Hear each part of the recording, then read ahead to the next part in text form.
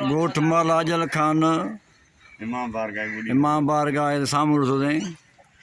कुर्बान अली शर जो इमाम बारगाह हे ॾिसो हीअ हालत आहे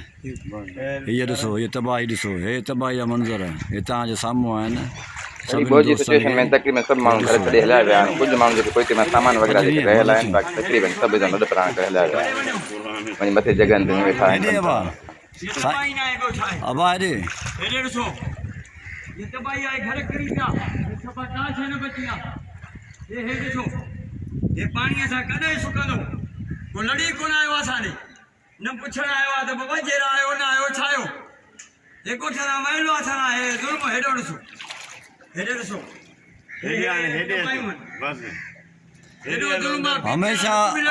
हमेशह असांखे नज़रअंदाज़ कयो वेंदो आहे ॻोठ अजल खान शर ॿ टे माण्हू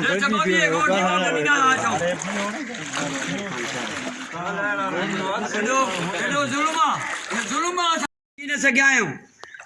को बि लड़ी न आयो आहे हे हुजे राम मरी वियो काॾे आयो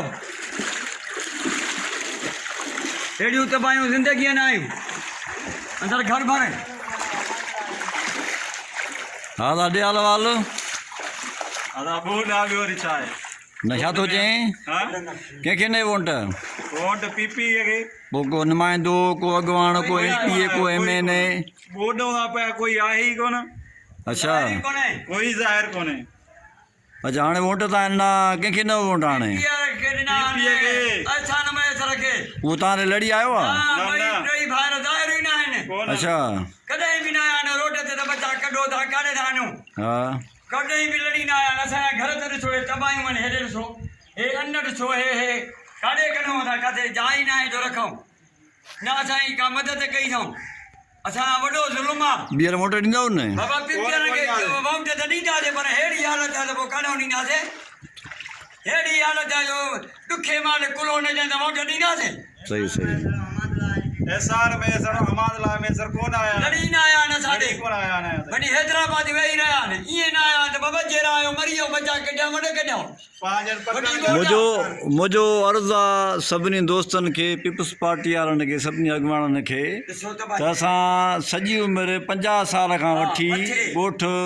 अजल खान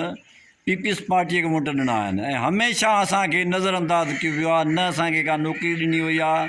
सिर्फ़ु दिलासा कमल कंहिं मुर्शिद खे वठी ईंदा आहिनि कमल कंहिं वॾेरे खे वठी ईंदा आहिनि असां उन्हनि जो अदब एतिराम कंदा आहियूं ऐं वोट ॾींदा आहियूं बदिले में असांखे कुझु बि न आहे मिलंदो ठला दिलासा असां हाणे बि वोट ॾिनासीं अहमदुल्ला साहिब खे एहसान साहिब खे उहे अॼु असांखां पुछण बि न आया आहिनि त बाबा तव्हांजा कहिड़ा हाल आहिनि छा अथव छा न अथव कुझु बि कोन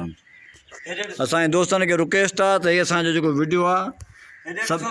हीअ तबाही लॻी पई आहे असांजी हीअ क़यामत जो मंज़र आहे घरनि में पाणी आहे काॾे वञ